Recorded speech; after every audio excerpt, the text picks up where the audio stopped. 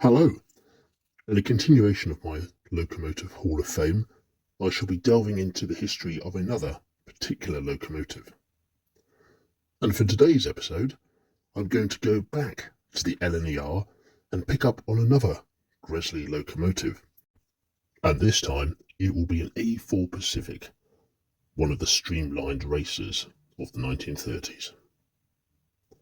But not this one. And nope, not this one either. But instead one that is slightly more obscure, yet still earns its place in the Hall of Fame. Today I will be looking at the history of the LNER A4 4902 Seagull.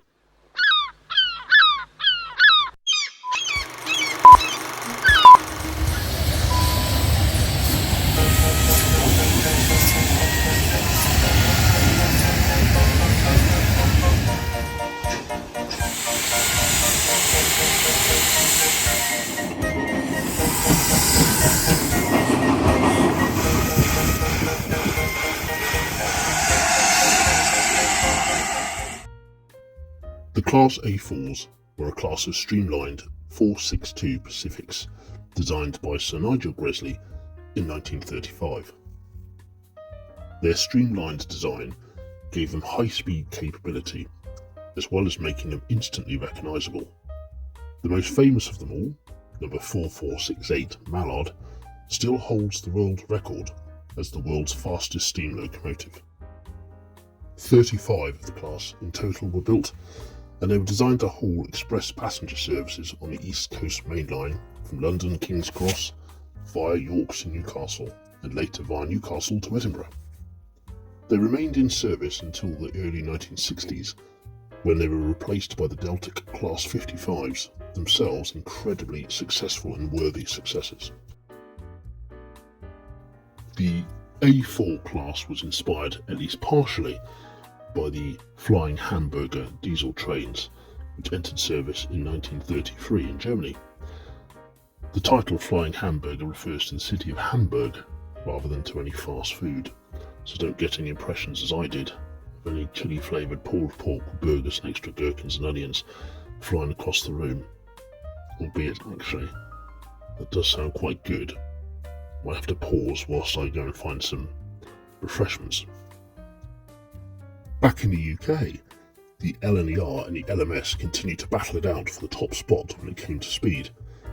The LNER's chief mechanical engineer, Nigel Gresley, continued to work on new locomotive designs.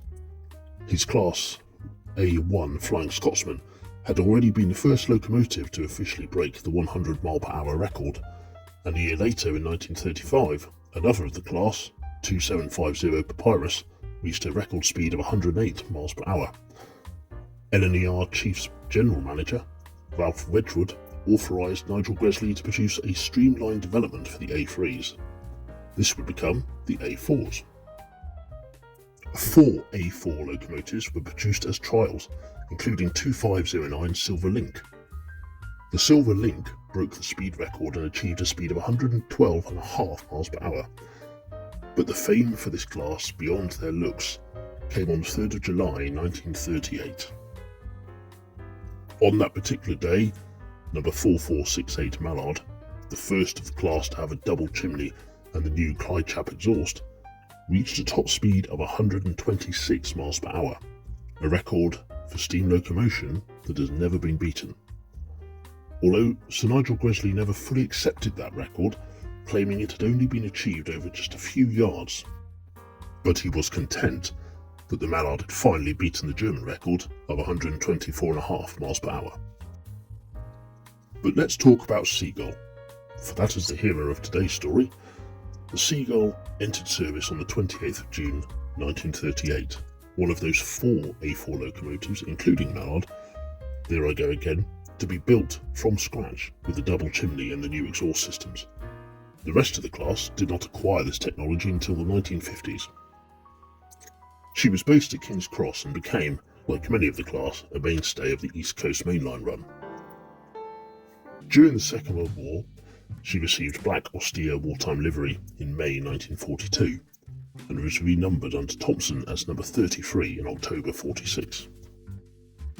As with many locomotives, the war record is sketchy, but we can assume that she was used for a multitude of different tasks: general passenger fare, evacuation runs, troop transport, munitions, weapons, equipment, etc. After the war, she was repainted in garter blue in 1947, and then under British Railways control, renumbered 60033. In 1948, British Railways organised a set of locomotive exchange trials to pit contestants from the former Big Four, the Great Western Railway, LNER, the Southern Railway, and the London Midlands Scotland Railway, against each other. Officially, these tests were to identify the best qualities of the four different schools of thought to enable the best plan moving forward. In reality, they were nothing more than political and about showcasing the newly nationalised industry. Effectively, it was gladiators on rails. Unsurprisingly, the A4s were picked to showcase the former LNER stock. 3 A4s were chosen: Lord Farrington, Seagull, and Mallard, which would prove to be an interesting choice and a real lesson: perhaps quit while you're ahead. As part of the trials, locomotives were required to haul the Atlantic Coast Express between London and Cornwall. On the 8th of June, Mallard rolled out of Paddington Station for the downward run to Cornwall. However, the famous beast failed due to a mechanical failure at Exeter and had to be relieved by Seagull. Seagull saved the day and then pulled the return journey again on the 10th of June. She ran the same express trial again on the 4th and the 5th of May. Throughout the trials, Seagull performed exceptionally well. Not quite as good as the GWR competitors, but easily outperformed the LMS and the Southern region, as well as her more famous sister Mallard. One interesting fact about these trials was the surprising result concerning coal usage and performance. On the down track, Paddington to the Cornwall, Seagull provided the lowest figures on coal usage and also recorded the highest power output amongst the trials, beating the GWR locomotive into second place. However, it wasn't just on this route that the Seagull shone, and the A4s seemed to provide recordings of low coal usage and high power output throughout the trials, although the overall economic performance was awarded to the Stanier 8F 280 locomotive. The results proved difficult for British Railways, as it was difficult to determine a key winner, and it made choosing templates for subsequent BR standards fairly difficult. Nevertheless, BR standards drew much upon their influence from the Stanier designs. BR's chief mechanical engineer, Robert Riddles, had served as Stanier's chief assistant, so perhaps we could have seen that coming. Nevertheless, the trials were probably a very nice day out and made quite a sight of it.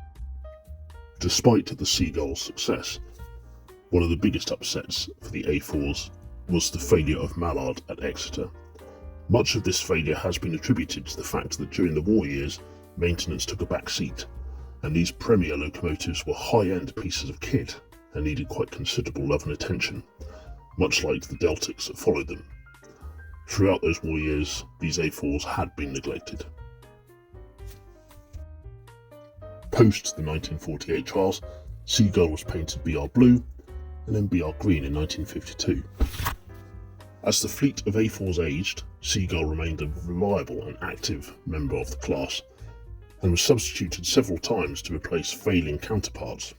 In one example, in June 1952, Sir Nigel Gresley, the locomotive, not the man, failed spectacularly and had to be rescued by Seagull to complete the run to Edinburgh.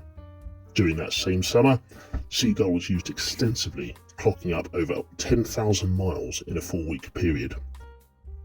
However, by the summer of 1953, all of the A4s were suffering. 60030 Golden Fleece suffered a significant mechanical failure, and it appeared that many drivers had similar complaints about the reliability of the class. Seagull was taken as a fairly reliable locomotive at that point in for tests and trials, and as a result, alterations were made to the blast pipes of all the surviving A4s. The results of this modification was described by one driver as absolutely phenomenal. However, Seagull's luck wouldn't remain, and in July 1953 she was taken off rails following a report of an overheated right-hand driving box, and had to be rescued by a Thompson B1. Two other A4s, the Dominion of Canada and Golden Fleece, suffered the same fate that year. Despite these issues, which were now commonplace across the A4 fleet, Seagull continued and was eventually withdrawn on the 29th of December 1962, before being scrapped and fully broken up in January 1963. Seagull's career was at an end, but it had been a successful, varied and reliable career. She was the younger sister of Mallard, always in the shadow, although in that summer of 1948, during those exchange trials, Seagull proved her worth and outperformed her more famous sister consistently throughout the trials. For me, Seagull certainly earns her place in my Hall of Fame